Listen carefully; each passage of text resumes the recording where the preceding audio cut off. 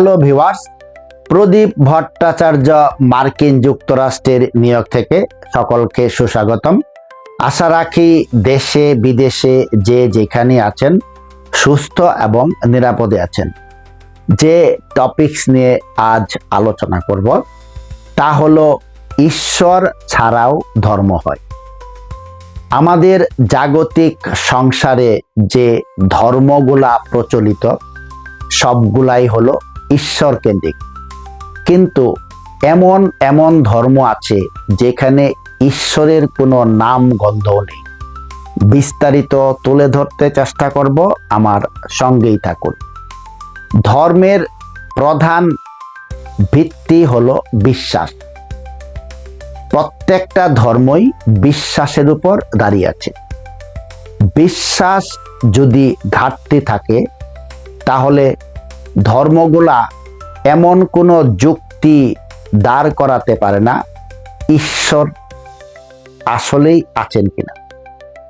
জগতে বেশ কিছু ধর্ম আছে, যেমন বৌদ্ধ ধর্ম, জৈন ধর্ম, হিন্দু ধর্মের সাংখ্য যোগ, পাতঞ্জল যোগ, চার্বাক দর্শন, যেগুলো ধর্মেরই একটা শাখা, যেখানে ঈশ্বরের কোনো নামগন্ধ নেই।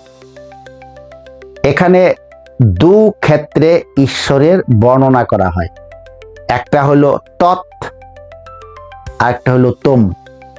তৎ মানে ঈশ্বর কেন্দ্রিক, তোম মানে জীব কেন্দ্রিক। বৌদ্ধ ধর্ম ওয়েস্টার্ন কান্ট্রিগুলোতে খুবই পপুলার। যেমন গৌতম বুদ্ধ, যিনি ছিলেন একজন রাজার ছেলে, সব কিছু ছেড়ে দিয়ে উনি সন্ন্যাস জীবন গ্রহণ করেছিলেন। গৌতম বুদ্ধের জীবনে এমন কোনো ঘটনা নেই যা তাকে বিতর্কিত করে। এই কারণে বৌদ্ধ ধর্ম খুবই পপুলার ওয়েস্টার্ন কান্ট্রিগুলোতে। মানুষ প্রশ্ন করে, বৌদ্ধইজম কি একটা ধর্ম? কারণ ঈশ্বর নেই। ঈশ্বর ছাড়া তো ধর্ম হতে পারে না। না, ঈশ্বর ছাড়াও ধর্ম হয়। যেগুলা ঈশ্বর ছাড়া ধর্ম হয় সেগুলাতে ধ্যান, মেডিটেশন এগুলো খুবই প্রাধান্য পায়। আরেকটা ধর্ম আছে জৈন ধর্ম, যেখানে ঈশ্বরের কোনো নাম গন্ধ নেই, জীবকে গুরুত্ব দেওয়া হয়।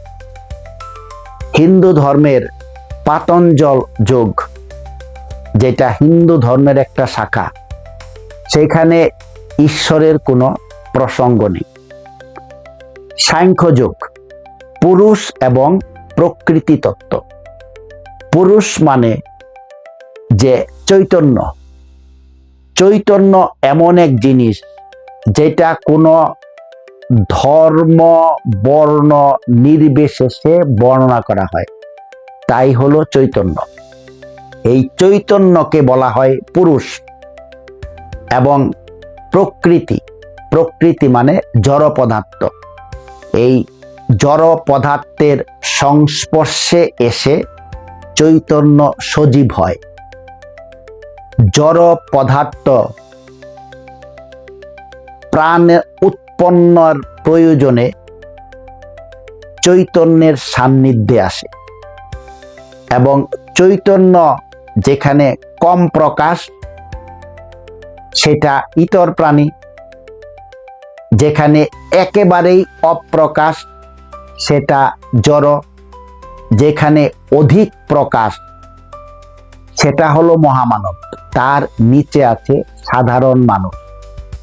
মানুষ যখন বুঝতে পারে আমি সেই চৈতন্য, আমি সেই সর্বজন প্রিয় ব্যক্তিত্ব, তখন মানুষ একজন সাধারণ মানুষ থেকে মহামানবে উন্নীত হয়, যেখানে ট্রেডিশনাল ধর্মগুলা এই কনসেপ্ট দেয় না। ট্রেডিশনাল ধর্মগুলোর বর্তমানে সবচেয়ে যেটা বড় সমস্যা, বিশ্বাসের উপর টিকে আছে।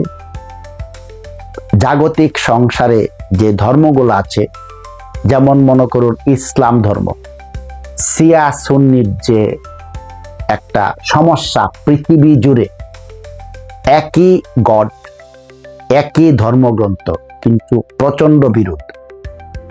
খ্রিস্টিয়ানিটি, ক্যাথলিক এবং প্রোটেস্ট্যান্টের ভিতরে 30 বছর যুদ্ধ হয়েছিল, মিলিয়ন মিলিয়ন লোক মারা গিয়েছিল। এই জাগতিক সংসারে প্রত্যেক ধর্মগুলোই, হিন্দু ধর্ম আছে, এক মতবাদের সাথে আরেক মতবাদের প্রচণ্ড বিরোধ, যেখানে কেউ কারোর মুখ পর্যন্ত অনেক সময় দেখা যায় না, মানুষ দেখতে পারে না একজন আরেকজনের মুখ। মতাদর্শের বিরোধ, এই যে ধর্মগুলার ভিতর যে ক্ল্যাশ, যেটা ঈশ্বর কেন্দ্রিক ধর্ম সেগুলোতেই থাকে। যেই ধর্ম ঈশ্বর কেন্দ্রিক না, যেই কয়েকটা উদাহরণ দিলাম, সেখানে সাধারণ মানুষের কথা বলে এবং সাধারণ মানুষ নিজেকে কিভাবে মহামানবে উন্নীত করতে পারে, এই ধর্মগুলা তাই বর্ণনা করে। ঈশ্বরবিহীন ধর্ম। কিন্তু বৌদ্ধ ধর্ম শুরু হয়েছিল গডবিহীন, পরবর্তীতে বৌদ্ধ ধর্মের যারা অনুসারী গৌতম বুদ্ধকেই ঈশ্বর বানিয়ে ফেলেছিলেন এবং ধর্মান্তকরণের কনসেপ্ট নিয়ে আসে। একটা মানুষকে যদি আপনি ধর্মান্তকরণ করেন, আপনি গ্যারান্টি দিতে পারবেন না সেই মানুষটা ভালো হয়ে যাবে। একটা মানুষ ভালো হয় তাই তার চৈতন্যের পুরোপুরি জাগ্রত অবস্থায়। বিবেক, প্রত্যেকটা মানুষ বিবেক দ্বারা চালিত হয়, প্রত্যেকটা মানুষ নিজের সাবকনসাস দ্বারা চালিত হয়। এই হলো ঈশ্বর কেন্দ্রিক ধর্ম এবং ঈশ্বরবিহীন ধর্মগুলোর মধ্যে পার্থক্য। আশা করি বিস্তারিত তুলে ধরতে চেষ্টা করলাম সংক্ষিপ্তভাবে। আপনার যদি কোনো প্রশ্ন থাকে আমাকে জানালে আমি কৃতার্থ হব, যথাযথ উত্তর দিতে চেষ্টা করব। আজ এ পর্যন্তই। সকলে ভালো থাকুন। প্রদীপ ভট্টাচার্য, মার্কিন যুক্তরাষ্ট্র, নিউ ইয়র্ক।